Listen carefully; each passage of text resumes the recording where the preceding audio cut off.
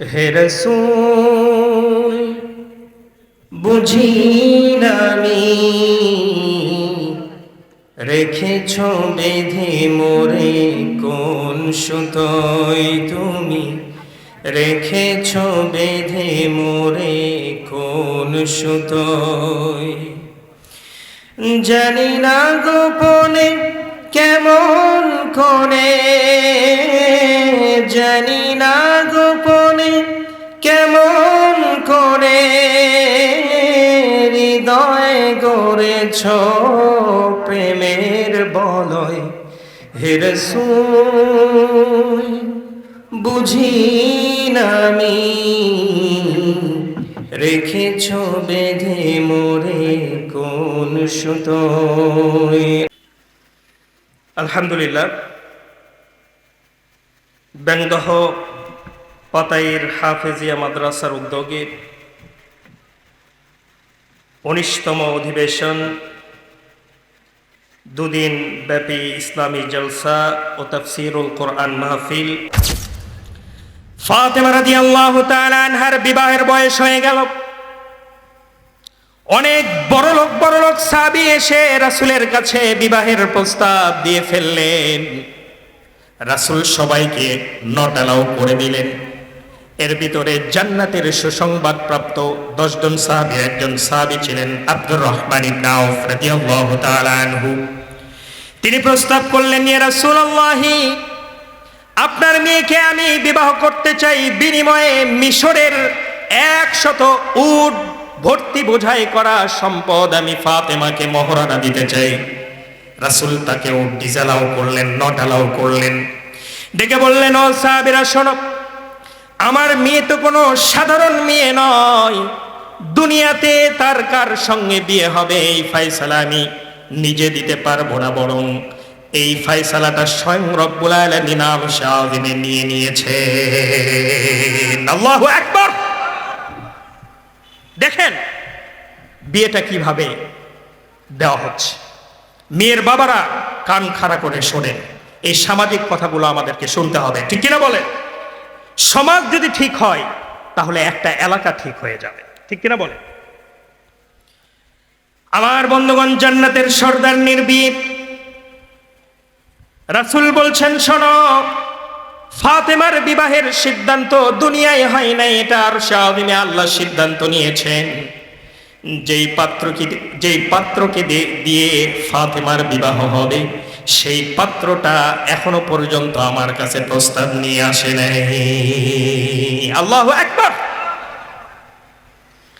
সবাই কানাঘোষা করলো যে আমরা তো মোটামুটি সবাই প্রস্তাব দিলাম, একজনই শুধু প্রস্তাব দেওয়া বাকি আছে, সেটা হচ্ছে হযরতে আলী কাররামাল্লাহু ওয়াজহা। বলেন আল্লাহু আকবার।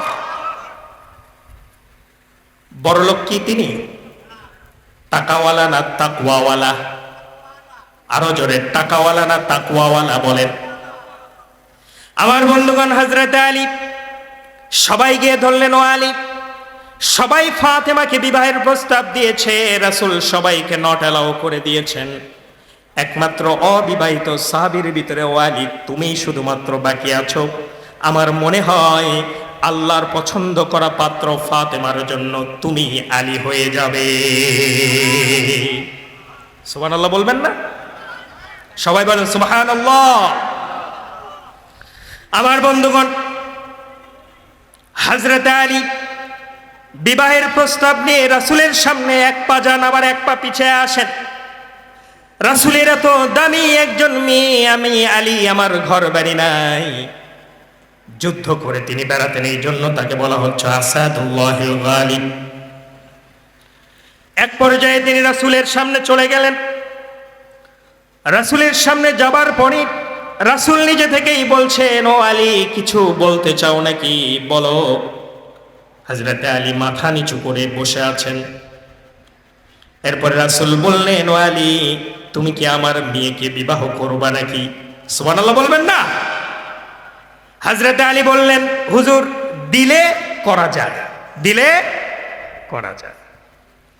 বিয়ে যে করবা ও আলী, দেনমোহর তো দিতে হবে, দেনমোহর হচ্ছে ফরজ বিষয়।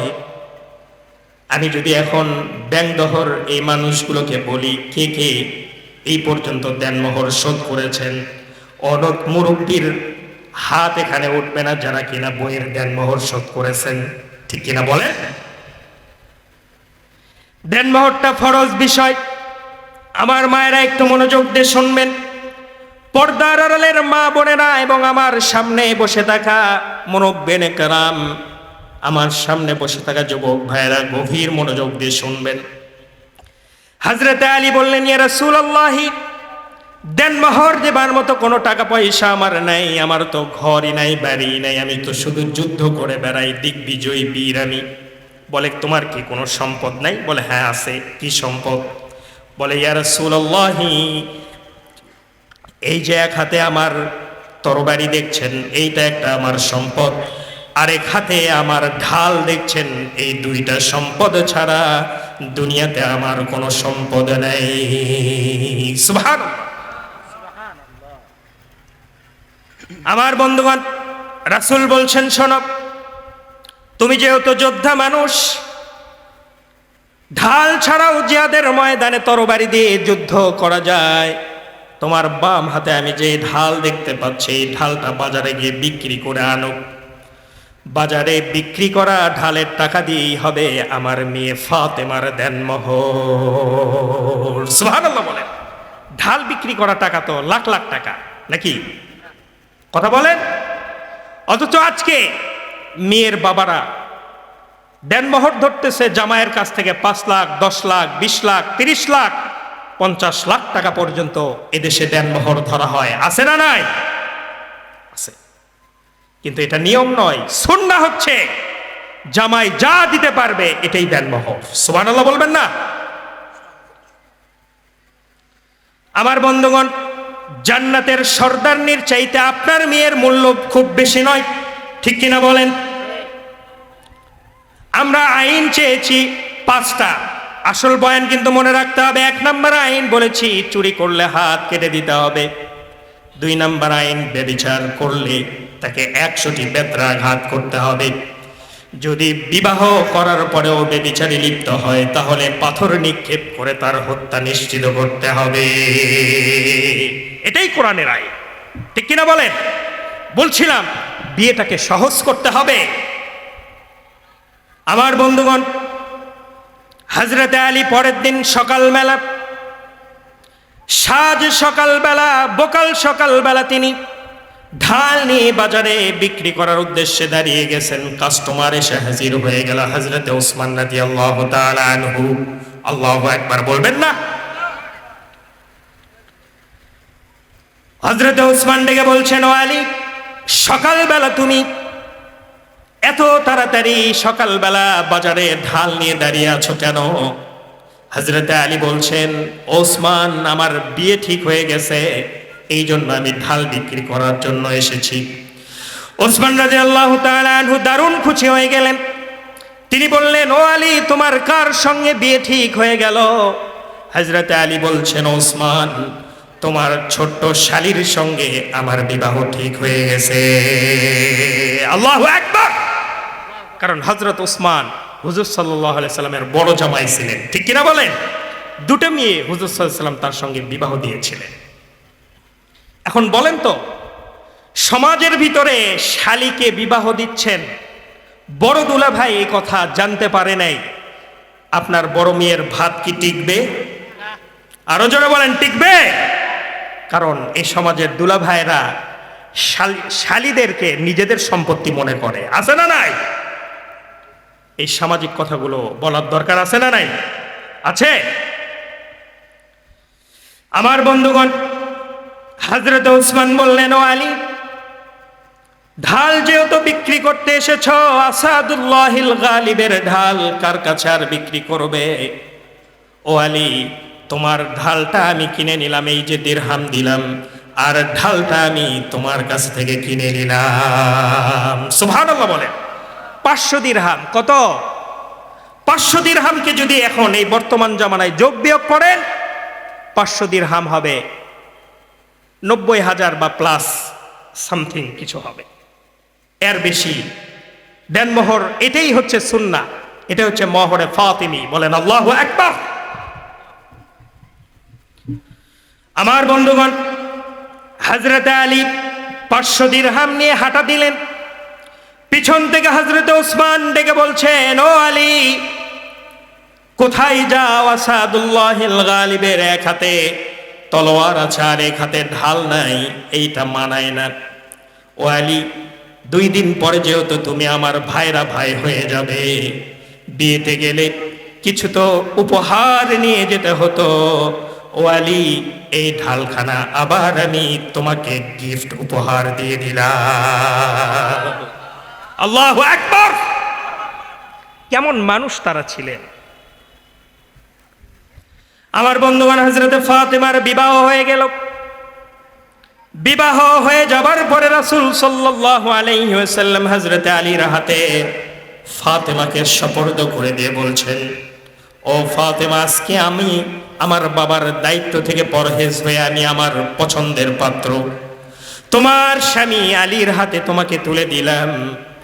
যাবার সময়, স্বামীর বাড়িতে যাবার সময় একটা নসিহত তোমাকে আমি করছি। ও ফাতেমা, ও ফাতেমা, একটা নসিহত তোমাকে করি। আমার মায়েরা ভালো করে শোনেন। একটা নসিহত আমি তোমাকে করব, সেটা হলো তোমার স্বামী আলীর বিরুদ্ধে জীবনে কোনোদিন বাবার বাড়িতে এসে বদনাম করবে না। সুবহানাল্লাহ বলে। স্বামীর বাড়িতে, মেয়েদের বাবার বাড়িতে এসে স্বামীর বাড়ির বদনাম করা না জায়েজ। সুবহানাল্লাহ বলবেন না? আপনাদের জন্য ভালোই ওয়াজ করে গেলাম, ঠিক কি না? কিন্তু মায়েরা আমার উপরে একটু অখুশি হচ্ছেন মনে হয়। মাদেরকেও আমি খুশি করব ইনশাআল্লাহ। আমার বন্ধুগণ, এই কথা বলে হযরতে ফাতেমার বিবাহ বিদায় হয়ে গেল। কিছুদিন পরে ফাতেমা রাদিয়াল্লাহু তাআলা আনহা বাবার বাড়িতে বেড়াতে আসলেন। রাসূলের বাড়িতে বেড়াতে এসেছেন, নামাজের সময় হয়ে গেল। ফাতেমা রাদিয়াল্লাহু তাআলা আনহা যুবতী মেয়ে বসে বসে নামাজ পড়ছেন। বসে বসে নামাজ যখন পড়ছেন, নামাজ শেষে রাসূল জিজ্ঞেস করছেন, মা ফাতেমা, তুমি তো এখনো যুবতী মেয়ে, কেন বসে বসে নামাজ পড়লে? ফাতেমা ডেকে বলছেন, আব্বাজান, বিবাহ যেই দিন হয়ে গেল, বিদায় যখন করে দিলেন, আমাকে একটা নসিহত আপনি করেছিলেন, জীবনে কোনোদিন বাবার বাড়িতে এসে স্বামীর বদনাম করবে না। ও আমার আব্বাজান, ইয়া রাসূলুল্লাহ, আমার পরনে যেই জামা আপনি দেখতে পাচ্ছেন, সেই জামার পিছনে একটু ছেঁড়া অংশ আছে। আমি যদি দাঁড়িয়ে দাঁড়িয়ে নামাজ পড়ি, আপনি বাবা হিসেবে যদি আমার জামা ছেঁড়া দেখতে পান, তাহলে আমার স্বামী আলীর বিরুদ্ধে আপনার একটা মন খারাপ হয়ে যেতে পারে। সে আমার আদরের মেয়ে ফাতেমাকে আলী কাপড়ে কষ্ট দেয়, এতটুকুন বদনাম আমার স্বামীর হোক, এই কথা চাই নাই বলে আমি যুবতী মেয়ে হয়েও আমি আজকে আপনার বাড়িতে এসে বসে বসে নামাজ আদায় করলাম। আল্লাহু আকবার। এমন মেয়ে তো এখন বাংলার ঘরে ঘরে, হ্যাঁ, ঘরে ঘরে, ঘরে ঘরে নয়। বরঞ্চ বাড়িতে যদি একদিন বাজার না হয়, বাবার বাড়িতে ফোন দিয়ে বলে, এর সঙ্গে আমার সংসার করার এনার্জি নাই। আছে না নাই? সবাই কথা বলেন না, আছে না নাই? এরকম আছে। অথচ সাহাবায়ে কেরামের যুগে একদিন নয়, 3 দিন নয়, 3 মাস পর্যন্ত বাজার হয় নাই। বলেন আল্লাহু আকবার। 3 মাস পরে নিজের স্ত্রী ডেকে বলছেন, ও আমার প্রাণের স্বামী গো, আপনার কাছ থেকে কিছু টাকা পয়সা নিয়ে কয়েন জমিয়ে জমিয়ে কিছু টাকা আমি জমা করে ফেলেছিলাম, সেই জমানো টাকা আমি আজকে আপনাকে দিচ্ছি। যেহেতু অনেকদিন যাবৎ বাড়িতে বাজার হয় না, সন্তান সন্ততি নিয়ে সুন্দর করে খাবার খেতে পারি না, ও আমার স্বামী, আমার কাছে জমাকৃত আপনার কিছু টাকা রয়েছিল, এই টাকাগুলো নিয়ে যান, বাজার থেকে উত্তম কিছু খাদ্য সামগ্রী কিনে নিয়ে আসুন। সুবহানাল্লাহ বলে। কতদিন পরে? 3 মাস পরে। আল্লাহু আকবার বলেন। আমার বন্ধুগণ, সাহাবীটা ছিল হযরত আবু তালহা রাদিয়াল্লাহু তাআলা আনহু। তিনি বাজারে চলে গেলেন। আসরের আগে বাজারে রওনা দিয়েছেন, আসরের আজান হয়ে গেল, হযরতে বেলালের কণ্ঠে আজান। কবি বলছেন, রহ গয়া রসমে আজান না রহে রূহ বিলালি, ফলসফা রহ গয়া তলকি গজালি না রহি। কবি বলছেন, আজান তো এখনো হয়, কিন্তু ওই যে হযরতে বেলাল বেরার মসজিদ থেকে যে আজান দিয়েছেন, সেই আজান আজকে আর মুয়াজ্জিনের আজানের সুর মেলে না, ঠিক কি না? হযরতে তালহা আজানের আওয়াজ শুনতে পেলেন, তিনি বাজার বাদ দিয়ে, আজান যেহেতু কানে পড়ে গিয়েছে, তিনি মসজিদ নববীর দিকে রওনা দিলেন। বাজার আগে না নামাজ আগে? আরো জোরে, বাজার আগে না নামাজ আগে? নামাজে চলে গেলেন।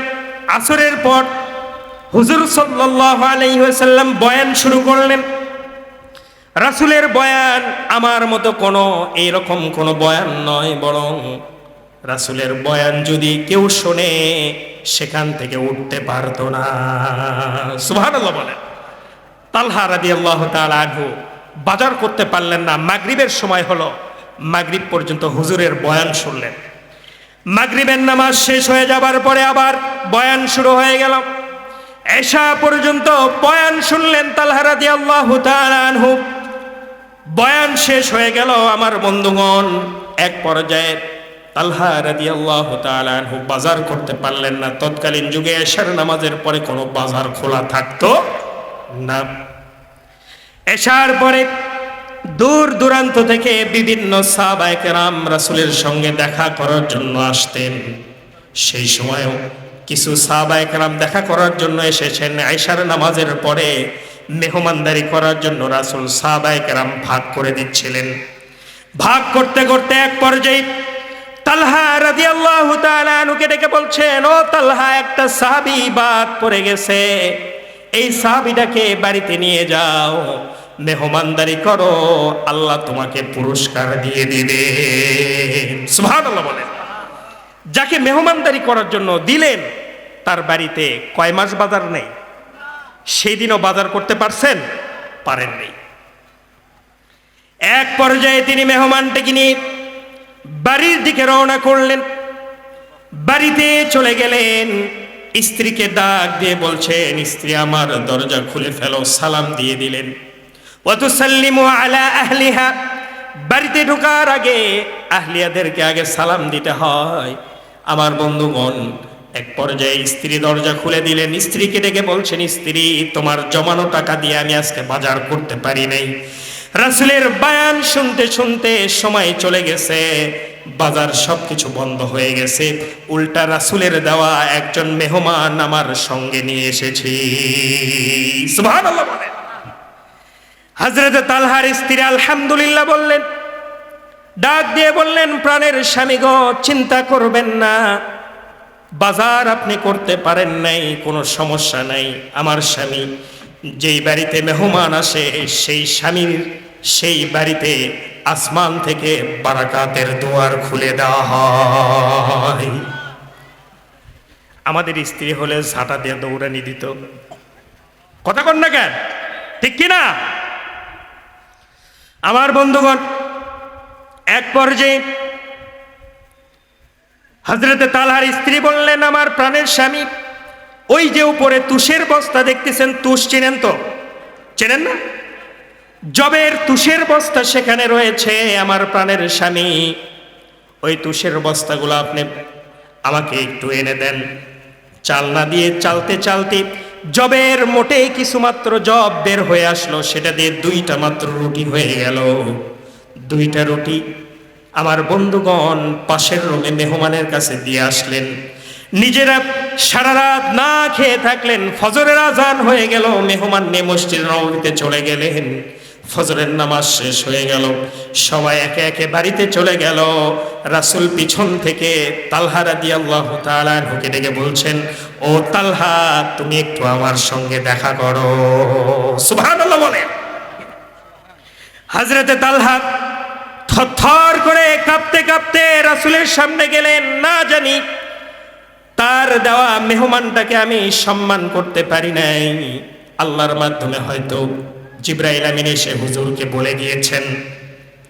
থরথর করতে করতে রাসূলের সামনে গেলেন, গিয়ে বলছেন, ইয়া রাসূলুল্লাহি, আমি আপনার দেওয়া মেহমানকে খুব বেশি আদর আপ্যায়ন করতে পারি নাই। ইয়া রাসূলুল্লাহি, আপনি আমাকে ক্ষমা করুন। রাসূল ডেকে বলছেন, তালহা রে, তুমি আর তোমার স্ত্রী কি পরিমাণের মেহমানদারি করেছো আমি জানি না, কিন্তু জিবরাইল আমিন একটু আগে এসে আমাকে বলে গেলেন তালহা এবং তালহার স্ত্রীর উপরে আল্লাহ পাক রাজি খুশি হয়ে গেছেন, আপনি তাদের দুজনকে জান্নাতের সার্টিফিকেট দিয়ে দেন। আল্লাহু আকবার। আমার বন্ধুগণ, এই ছিল সাহাবায়ে কেরাম। বলছিলাম জিনা ব্যভিচার করলে কোরআনের আইন চালু করে দিতে হবে। কোরআনের আইন যদি বাংলাদেশে চালু হয়ে যায়, একজন জিনাকারকে যদি প্রকাশ্যে পাথর নিক্ষেপ করে হত্যা করা হয়, তাহলে বাংলাদেশে কমসে কম 50 বছর একটা জিনার ঘটনাও ঘটবে না। ঠিক কিনা? আমার বন্ধুগণ, 3 নম্বর আইন। কয়টা আইন গেছে? কয়টা আইন গেছে? 2টা আইন। 5টা আইনের ভিতরে 2টা আইন গেছে। 1 নম্বর আইন, চুরি করলে হাত কেটে দিতে হবে।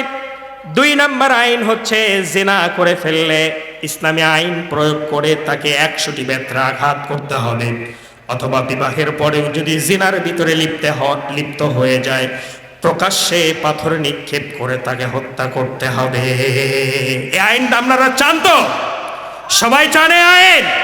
কারা কারা চান দুহাত তুলে আল্লাহকে দেখায় দেন। লিল্লাহে তাকবীর, লিল্লাহে তাকবীর, লিল্লাহে তাকবীর। আমার বন্ধুগণ, এই আইনগুলো যদি আমরা পাশ করতে চাই, ইসলামী দলকে এই রাষ্ট্রে আনতে হবে। ঠিক কিনা বলেন? আমার বন্ধুগণ, এরপরে 3 নম্বর আইন হচ্ছে নামাজ বাধ্যতামূলক করতে হবে। সুবহানাল্লাহ বলবেন না? আপনারা কি চান নামাজ বাধ্যতামূলক হোক? নামাজ বাধ্যতামূলক করতে হবে। নামাজ যদি বাধ্যতামূলক হয়ে যায়, দেশের ভিতরে শান্তি শৃঙ্খলা আবার ফিরে আসবে। আমার বন্ধুগণ, দুনিয়ার কোনো আইন দিয়ে দেশটাকে ভালো করা যায় না, বরং কোরআনের আইন যদি চালু হয়ে যায়, দেশটা এমনি এমনি সোনার বাংলাদেশ হয়ে যাবে। ঠিক কিনা?